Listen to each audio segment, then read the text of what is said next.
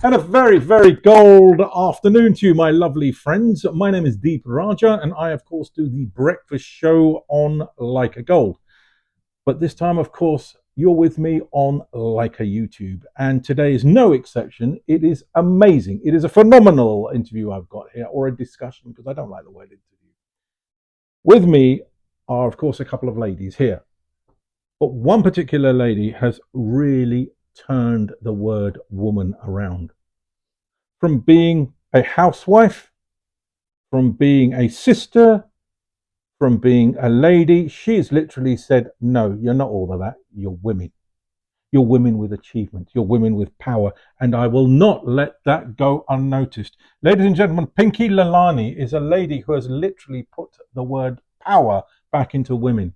If you consider the way the companies are run today, if you consider the way companies are turned around, not just because they're women, but because people like Pinky Lilani have said, look, I want you to give this lady, that lady, a chance, an opportunity.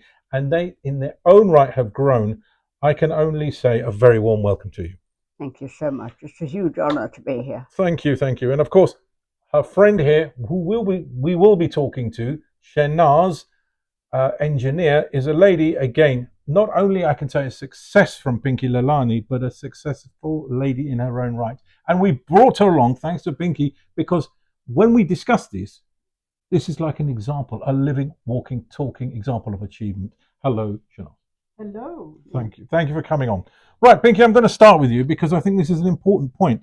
Obviously, success doesn't start, it's created. And you started and began your career in cooking. You began your career in creating some amazing recipes that eventually you turned into successful cookery books, which then led on to other women saying, look, well, if she can do it, I can make a cookery book too, and I can make another one. So you, again, started without realizing a cookery phenomena. What then made you decide to turn all of those efforts into helping other women and creating the Asian Achievement Awards? Or AW, Asian Women of Achievement Awards. I can't even pronounce it, it's so good. What made you do that? That's quite a big turnaround. Well, I think one of the things that made me start is I realized that people here didn't recognize women. One of the first questions I was ever asked when I came to England was, do you walk 2 steps behind your husband? And I said, no, I walk 10 steps behind him so he doesn't know what I'm getting up to. And I think that has been the journey. I wanted to recognize Asian women, open doors, give them access, because what helps us all in our journey is other people believing in us, having a voice, and changing the world. So that really was the main thing, wanting to change, not the world, but women's attitudes, get the voice heard. Is it? That's what I'm hearing. Absolutely, to be recognized, to be acknowledged. So when you hear the words Asian Women of Achievement or AWA, it conjures up an idea in one's mind that in order for an Asian woman to achieve success, they have to sort of either work harder, they have to prove themselves in some way to justify themselves as hardworking women. How far would you say that is true? Do you feel that an Asian woman who has achieved something has to work doubly harder than any other woman, doubly harder to justify herself? Was that nonsense? I think they have to. That's the way of the world. And even though I set it up 25 years ago, things really haven't changed in many ways. But what we've done differently is we've got so many sectors. So where we began with maybe 6 kind of awards we were giving, we've really increased that to almost 12. And I think it's giving people access, giving them a belief. And you know, whatever you say, they need the support. They need the support of others, both men and women. And I think that's what helps you most on the I journey. think on the back of that, when you say they need support, where is the most support needed? And I mean, are we talking financial, emotional? Where is the support needed? I think in every sector. So you need it, or sometimes financially, sometimes somebody believing in what you do and giving you a voice and giving you a platform. And I think if I look back on my life, what's helped me most in my journey is the other people in my life that I've met, because all of us have access to a very limited amount, but it's actually enlarging that picture is very important. When I decided to set up the awards, everyone told me that first year you should invite the Prime Minister's wife to come. But I didn't know her. It was Sherry Blair. So I thought, I really What, you believe just that. telephoned her up, did you? Yeah, well, I did bring up number 10 and say, will Mrs. Blair come? And they came back and said she will. So I asked the next question. They said the only thing you get for in life without asking is an infectious disease. Everything else you have to ask for. So I said, will she wear an Indian outfit? And they said she doesn't have any. So I said, I can bring some. They said, okay, would you bring some of the outfits to Downing Street? So I got my mother to send some from India. I took them to Downing Street. She came, she wore one of them. And that's how the whole journey began. That is an amazing story. You just phoned up Downing Street and said, well, is she available on this date? And oh, actually, she is. That's not every day we can do that. Well done for you. Moving on a bit now, because the Asian Women of Achievers has now sort of, should we say, been established. You then moved on. I think it was 2006, where you set up another organization known as Women or Asian Women of the Future. I think you dropped the words Asian actually on that one. And this is why I want to understand, why did you drop the word Asian and use the word future? It sounds like you've taken away the Asian, put in the word future. Why? What was the difference? Why? Well, the Women's Future was for women under 35. It was for all women. It just wasn't only for Asian women. So anybody could enter, and if they lived in the UK. So that's where the change was. I didn't just want it to be limited to Asian. And I thought that'd be really nice if we do something that recognizes young women. And people said, why can't you make it 40? Why can't you make it 45? I wasn't willing to do that. Under 35 was really, really important. So, in effect, can or are we right to assume that the word future is in effect another word for youth?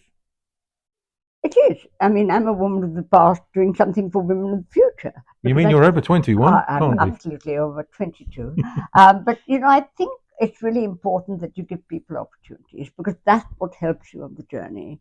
The people you meet, the access you have. And for me, it's always about how can I open a door for somebody else. And one of the things we did for the Asian Women of the Future, we would give them access to people everywhere, from taking them to number 10 Downing Street to taking them to other places they would never go to.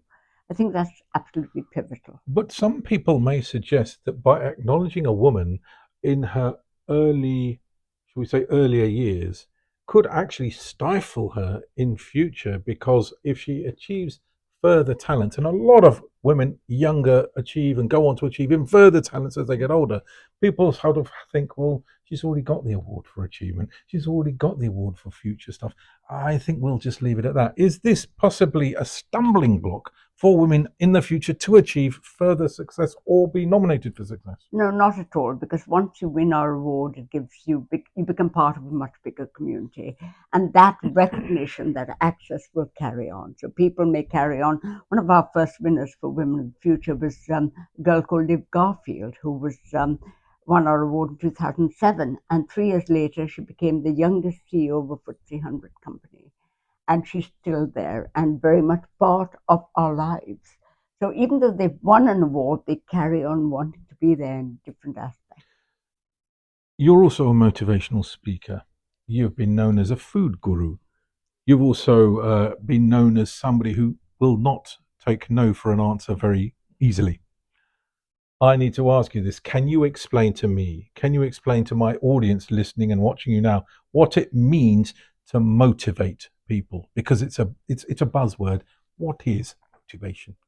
I think motivating is raising their aspirations, making them believe in themselves, giving them a voice, helping them to meet others who will help them on the journey. For instance, when you talk about cookery and food, I didn't know how to cook when I came to this country because we had such a good chef in Calcutta. But I love food. I love having people. So I had to learn to cook. And then my first job, which was £11 an hour, was to teach cookery to adults for 2 hours in the week. And I took that. That was my first job. I learned to cook. And everybody told me to write a book. So I decided to self-publish a book, and didn't realize how difficult it would be to Was that a cookery book, in effect? A cookery book. Yeah. I wrote that. And then I had them all delivered to my house. And when I rang up Waterstones and all the stores and said, will you stock my book? They said, are you on television? Are you a celebrity? I said, no. Nobody wanted to stock it. So I came up with an idea. And that's what I want all women and everyone to think of. be creative, be innovative. So I rang up them and said, if I bring my electric wok and make masala wala aloo in 5 minutes, it's in my recipe book, will you let me sell my book? One of them felt sorry for me after 9 of them said no and said, yes, you can. And they said they'll serve some wine too. So I went along with my wok, made masala wala aloo. It was a huge success. So I started traveling all around the country. And now I work a lot in leadership because obviously doing the work I do. So even with big companies, I tell them, can I bring my wok and make masala wala aloo after I talk about leadership? Along with some wine. Absolutely. It's like, and so you just do it. And I want people just to be the best version of themselves. And talking about people being the best version of themselves, I'm going to bring in one of your, shall we say, colleagues, friends, and also successes of the Asian Achievers Award. Hello, Shernaz Engineers. I want to very briefly ask you, because you've also been in touch with a lot of this.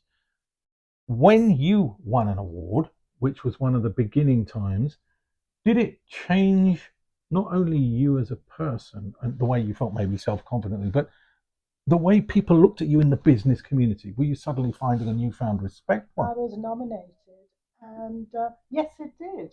In fact, the community grew. You became like a tribe. You know, this was your tribe. These were women, Asian women, who were achieving things but were invisible. I felt invisible. I was running two businesses, but no one knew about it. But once I got there with the Asian women, I met other Asian women. I was told, you know, gosh, you were nominated. People wanted to see me. Even clients actually took notice, and I thought it was amazing.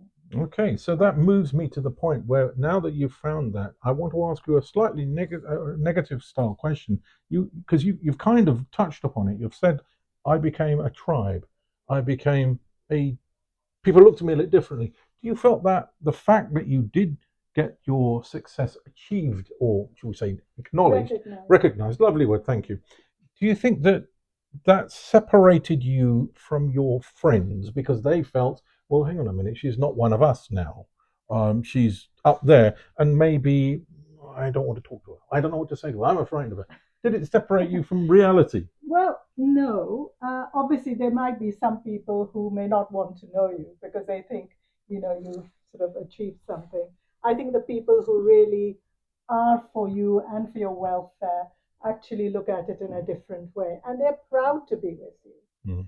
And I think it's amazing. And they come and ask you, and in fact, you become more of an advisor, a mentor.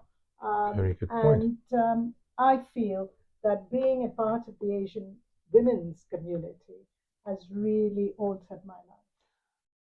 I'm going to go back to Pinky very quickly before we sum up, but thank you. You've really opened our eyes on that one. I like that. It's important here because there are women now, as there have always been, suffering from disabilities, suffering from mental disabilities, physical disabilities, but still are achieving very, very good results.